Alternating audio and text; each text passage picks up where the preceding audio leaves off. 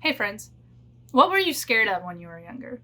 For me, I was scared that Captain Hook from Peter Pan lived in my closet because at night there was like this pile of clothes that for some reason just looked like Captain Hook was living in my closet. I wasn't scared that there were monsters under my bed or that something else would get me in the dark. I was just scared that Captain Hook lived in my closet. It was kind of irrational. And there are other people out there that have irrational fears. Some people are afraid of stickers. Some people are afraid of the color yellow. Some people are even afraid of sleep.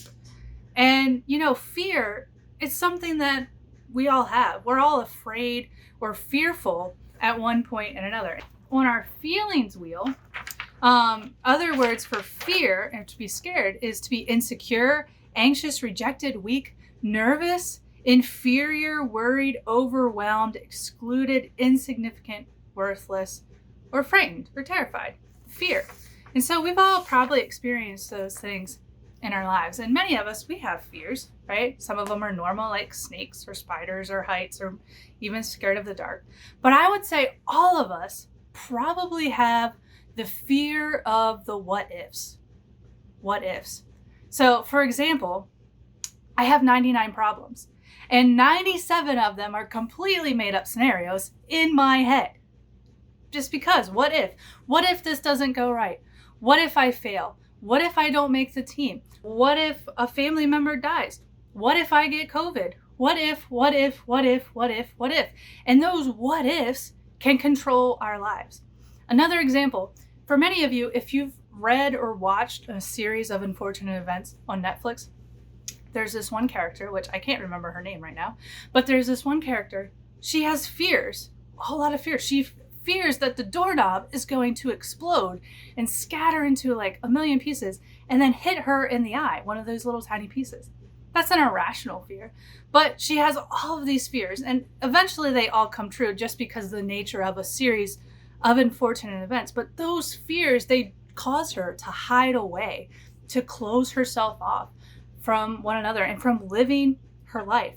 Our fears can control us, and they could stop us from pursuing those things that God has called us to do. Because with fear, we can either fight, we can take action against our fear. So if you're afraid you're going to fail a test, you actually study for the test so you don't fail. The other response is flight, right? We ignore it. We run the other direction. Makes sense? Another one is freeze. We just freeze up. So if you're in a situation, like think about a deer crossing the road that's going to get hit by a car. It can run away, flight, or it can freeze, which is what they normally do, and just stand there in the middle of the road and get run over. And so those are our responses to fear. But there's a fourth response, and that response is faith. We can have faith in God. Jesus talks about this in Matthew chapter 8, verses 23 to 27. They're on a boat and a big storm comes by. And Jesus is asleep. His disciples are freaking out because they think they're going to die, obviously. If I was in a hurricane storm on a little tiny boat on a lake, I'd probably be freaking out too. And so they wake him up, and his response is, "Ye of little faith, why are you so afraid?" And he calms the winds and the waves. He tells them stop, and they stop. Because their response was faith. Have faith and trust in me. You've seen what I can do. Trust in me.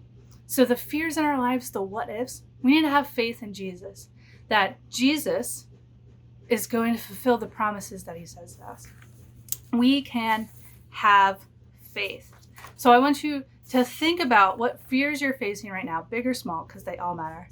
Write them down, say them aloud, and give them to Jesus. Because Jesus also, in the Bible, it tells us to cast all of our fears, all of our anxieties onto him because he cares for us.